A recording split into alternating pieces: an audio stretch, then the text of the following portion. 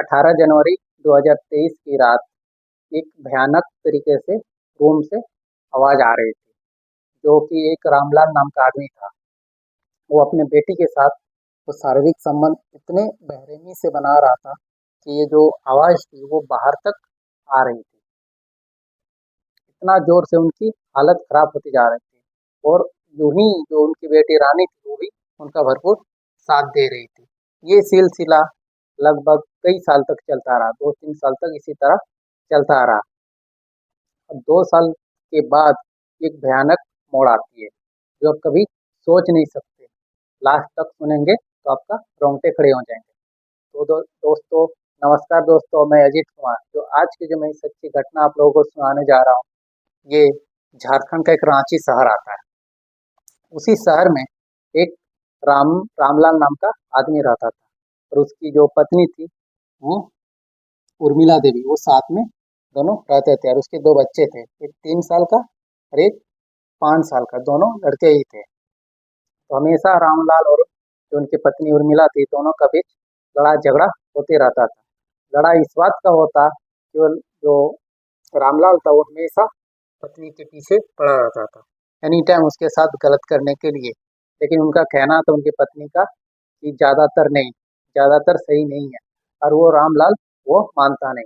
इसी बीच में हमेशा लड़ाई झगड़ा होते रहता था, क्योंकि जो रामलाल तो अजीब किस्म का आदमी था। ये चलते रहा, रोज-रोज करते-करते एक दिन इतना बड़ा लड़ाई हो जाता है कि तलाक तक का बात आ जाता है।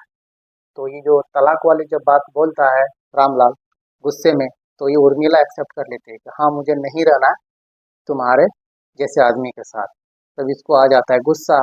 उसके बाद दोनों में तलाक होता है और वो उर्मिला गुस्से में दोनों बच्चे को लेके अपने मायके चली जाती है। मायके जाने के बाद ये जो रामलाल आदमी था वैसे ही थोड़ा दूसरे टाइप का था। ये अकेले घर में ऐसे ही रहा नहीं करता, हमेशा दारू उरू पीता पड़ा रहता, दारू उरू पीता और घर पे ही पड़ा रहता। एक दिन रामलाल अपने दोस्त से ये बात बताता है, यार मैं मेरी पत्नी तो चली गई, अब मैं पत्नी के बिना रह नहीं पा रहा हूँ, कहीं मेरा जुगाड़ करवा दो, कहीं मेरा शादी सेट करा दो या फिर कहीं और चक्कर उक्कर चलवा दो, क्योंकि मेरा मुश्किल हो रहा है रहना घर पे। तो एक रामलाल बोलता है, सॉरी उनका दोस्त बोलता है रामलाल से कि तुम तो अच्छे घर से हो और पैसा वाला है, घर द्वार भी अच्छा है, तुम क्यों ना शादी कर लो एक। तो रामलाल बोलता है, अच्छा ठीक है, तुम लड़की देखो, मैं शादी कर लेता हूँ।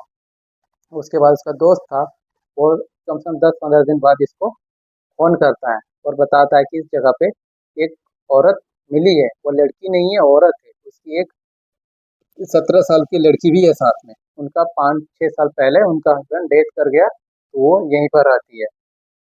तो क्या तुम चाहते हो उससे शादी करना? अगर शादी करना चाहते हो तो एक नियम भी है, उस लड़की को भी अपने पास रखना पड़ेगा और शादी ब्याह तुम्हें ही देना पड़ेगा, तभी वो शादी करेगी। तो ये बोलता है, अच्छा ठीक है, मैं एक्सेप्ट कर लूँगा बेटी को। उसके बाद दोनों तरफ से बातचीत होता है और रामलाल उससे शादी कर लेता है। उसके बाद शादी होता है घर में, फिर तीनों रहते हैं, जो रामलाल, उसकी नई जो पत्नी और उसकी बेटी, जो उस बेटी का नाम रानी था। वो तीनों साथ में रहते हैं और रामलाल वो जो दुल्हन थी नहीं, उन दोनों में बहुत प्यार था, क्योंकि रामलाल भी कई दिनों से प्यार का भूखा था और ये जो औरत थी वो भी 4-5 साल से ऐसे ही थी, प्यासी थी। तो दोनों में अच्छा प्यार मोहब्बत होने लगा और साथ में अच्छे रहने लगा। 3-4 महीने बीत गए, उसके बाद 4 महीना 5 महीना के बाद वो प्रेग्नेंट हो गई, जो शादी करके नई दुल्हन आई थी वो। उसके बाद ये दोनों बहुत खुश होने लगे। उसके बाद उसको प्रेगनेंसी चेक कराने के लिए वो हमेशा 15-20 दिन में हॉस्पिटल जाते, चेक कराने और वहाँ से आते। जब 7 महीना का करीब हुआ ही था उनका डिलीवर, उसके बाद उनका पेट में दर्द होने लगा, उनकी दुल्हन का, बीवी का। तो वो उनको लेके गए हॉस्पिटल। जब डॉक्टर ने उनको कहा कि ये उसे ऑपरेशन करवाना पड़ेगा, क्योंकि इनका जो बच्चा है किसी कारण अंदर में ही वो मर चुका है, इसको निकालना पड़ेगा। इसके लिए तुम्हें कम से कम 1 लाख के समथिंग पैसा देना पड़ेगा। तो जो रामलाल था बोलता है, कोई बात नहीं, अब मैं पैसा का इंतजाम करता हूँ, आप ऑपरेशन का इंतजाम कीजिए। इतना बोल के वो पैसे के लिए निकल जाते हैं। जब पैसे वैसे लेके आते हैं तो डॉक्टर जो ऑपरेशन करते हैं उसी टाइम इतना ज़्यादा दर्द रहता है, वो दर्द के मारे वो दम तोड़ देती है। उसके बाद जब वो पैसा लेके आते हैं, देखते हैं कि दम तोड़ देता है, तो बहुत रोते हैं उनका पापा, उनकी जो बेटी थी रानी। फिर वहाँ से डेड बॉडी लेके आते हैं, उसके बाद उनका अंतिम संस्कार कर देते हैं। उसके बाद फिर साथ में उनका पापा और रानी घर पे ही दोनों रहने लगे।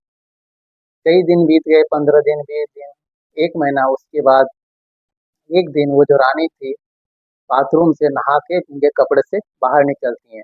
उनका पापा था, उसको देख के उसका नियत खराब हो जाता है और मन ही मन सोचने लगता है, ये तो मेरी अपनी बेटी नहीं है, ये तो किसी और की है, क्यों ना इन्हीं के ऊपर बुरा नज़र डाला जाए।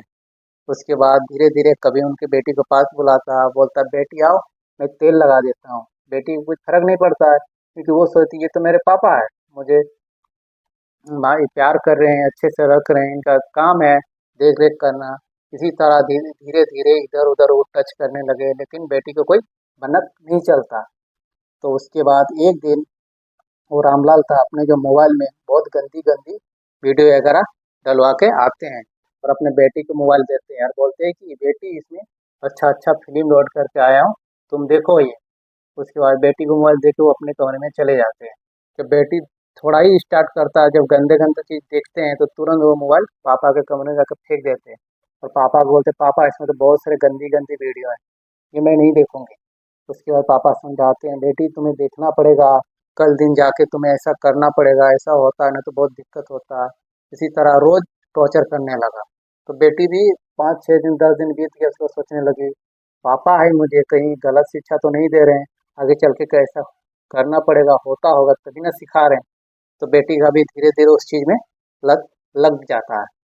बेटी जब देखने लगती है तो धीरे धीरे पापा बोलते हैं कि देखने से नहीं, ऐसा प्रैक्टिकल करना पड़ता है ऐसे वैसे, और उसके साथ उसको बहला फुसला के उसके साथ गलत करते जाता है।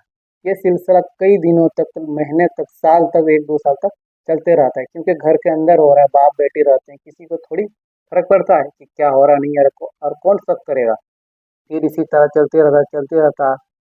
और कई साल बीतने के बाद, 2 साल बीतने के बाद उसकी जो लड़की थी वो अपने चाचा को एक दिन बताती है। चाचा पूछते हैं कि बेटी, रानी बेटी, तेरे तुम्हारा क्या हुआ, धीरे धीरे तुम दुबली पतली होती जा रही हो, ऐसा लग रहा है तेरा शरीर में जान नहीं, कुछ दिक्कत है क्या, कोई तबीयत वबीयत खराब है क्या, या फिर कुछ ऐसा कुछ काम वाम करती हो क्या, कुछ ज़्यादा मेहनत करती हो क्या। तो वो जो रानी थी अपना चाचा को सब कुछ बता देती कि पापा रोज रात में आते हैं, मोबाइल में ऐसा करके दिखाते हैं और बोलते हैं ऐसा करो, आगे तुम्हें करना है, सिखाती हूँ ऐसा सब कुछ। ये सुन के काका का रोंगटे खड़े हो जाता है। वो सोच नहीं सकता है कि एक बाप अपनी बेटी को इतना गंदा चीज सिखा सकता है, ऐसे करवा सकता है। फिर उसका जो चाचा थे, चाचा उनको रानी बेटी को समझाते कि ये पापा ने, ये जो हस्बैंड है उनके साथ किया जाता है, ये वो सब कुछ उनको सिखाते। उसके बाद उनके चाचा और क्या बोलते हैं, रानी दोनों पुलिस में जाकर कंप्लेन करते हैं। और पुलिस एक बहुत सुन के उसका होश उड़ जाता है, उस मतलब विश्वास नहीं करता खुद में कि ऐसा भी हो रहा है घर के अंदर। और वो भी एक दिन मैंने 3 3 4 साल से। फिर एक पुलिस अच्छा चार्जशीट तैयार करता है उस रामलाल के खिलाफ और उसको फिर अदालत में पेश किया जाता है और उसको रेप केस के अंदर फिर अंदर किया जाता है। उसके बाद फिर सबको सबका उसके चाचा और जो रानी थी वो इसी का नाते इसको फांसी दिया जाए, फांसी, कड़ी से कड़ी सजा, क्योंकि ऐसा घिनौना काम उनको खुद नहीं पता था कि मेरे साथ 3 साल से कर रहे हैं।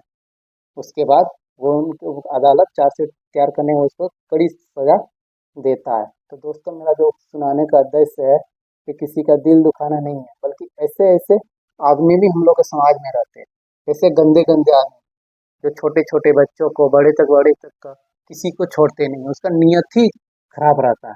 तो दोस्तों ऐसे आदमी को हमेशा दूर रखें और सतर्क रहे, और अपने जो बच्चे होते हैं हमेशा उसको समझाते रहें कि क्या करना चाहिए, क्या नहीं करना चाहिए, कैसे बैठना चाहिए, कैसे उठना चाहिए, किस कौन कौन किस तरह का आदमी है उसके पास जाना नहीं, क्योंकि जो गार्जियन होते हैं अगल बगल सबको पता रहता है। तो दोस्तों यहीं पे मैं समाप्त करता हूँ। तो इसी तरह एक सच्ची घटना को लेकर फिर आते हैं नए एपिसोड पे। तब तक के लिए जय हिंद, जय भारत।